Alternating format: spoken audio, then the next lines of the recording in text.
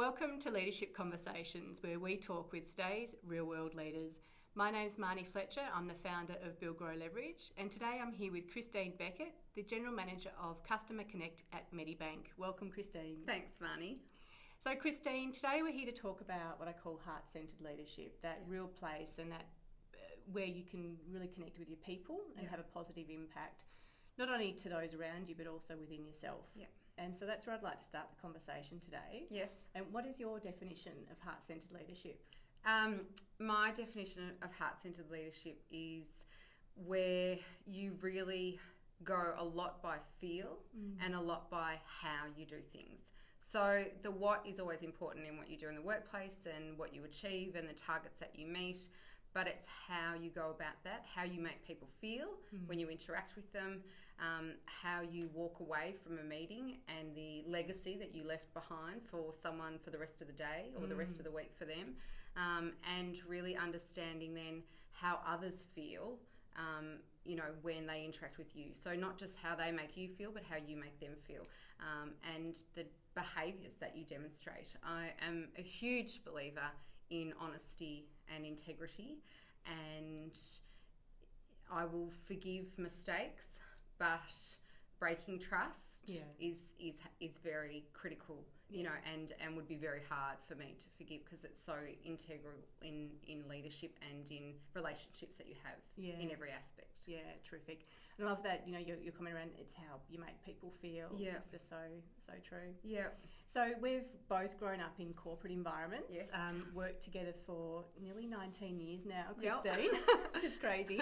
We started so young, I know, Marnie. we did, we still are.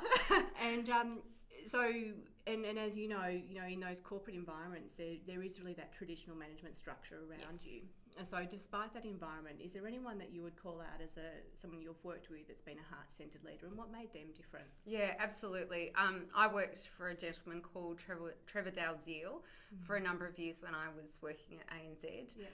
He's passed away now, but he would by far have been the best leader I ever had. He was responsible for running quite a large team at ANZ at the time. He would have had about 300 or 400 people, and he knew everyone by name.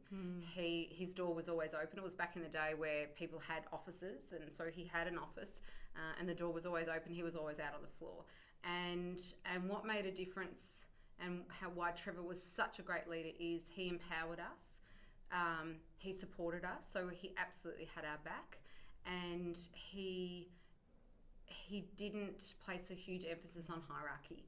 So he, dealt with the most senior people and he dealt with the most junior people in the organisation in the same way, with respect, and made them feel valuable. And he was just an amazing leader. Yeah, wow. Yeah. Sounds wonderful.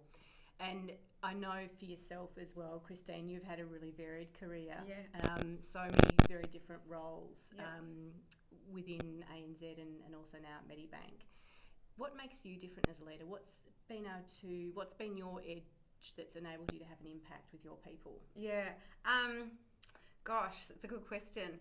I think I try not to take myself too seriously with my team members.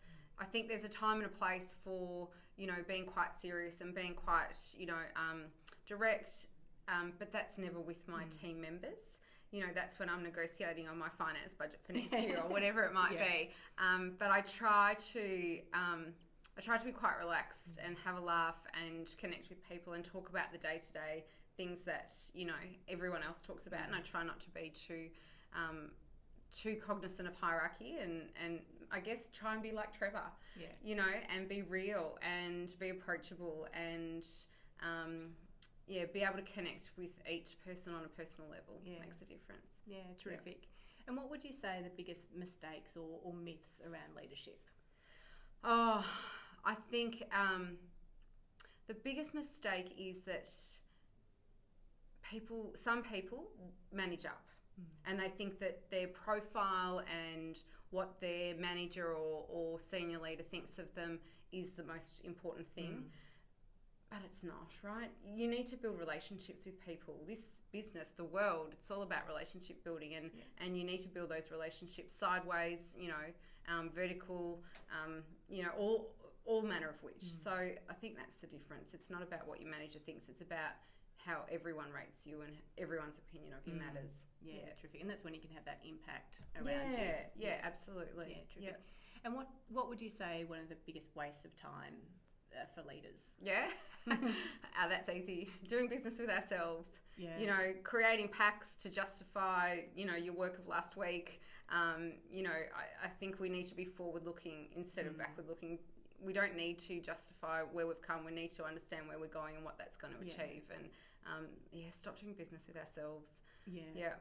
And so if you're in an environment where that's kind of the culture around you, what do you do in that situation? Is there a way you kind of put some boundaries around doing business with yourself? Are there any tools or like tactics you would recommend? Yes, so I'm not a fan of sending out packs or reports. You know, they have their place, and I run a contact centre, so it is all about daily reports. You know, and some of them are necessary, but you know, little tests like if you don't send the report, does anyone notice?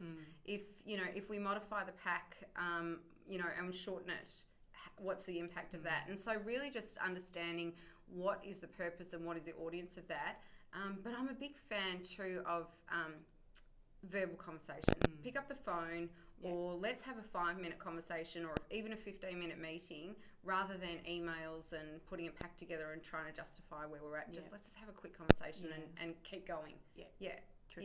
I'm a huge fan of the 15-minute check-in myself. I think it's probably one of the most effective ways you can interact with people. Yeah, agree.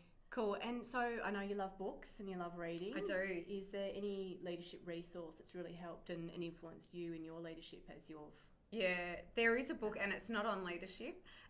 It's a book called Mindset by Dr. Carol Dweck. Oh, yes. Yeah, and it's my absolute favourite, and, you know, I'll talk about it till the cows come home. But, you know, I think having a positive mindset or a growth mindset is fundamental in achieving for yourself, for your team, you know, in the way you interact with people.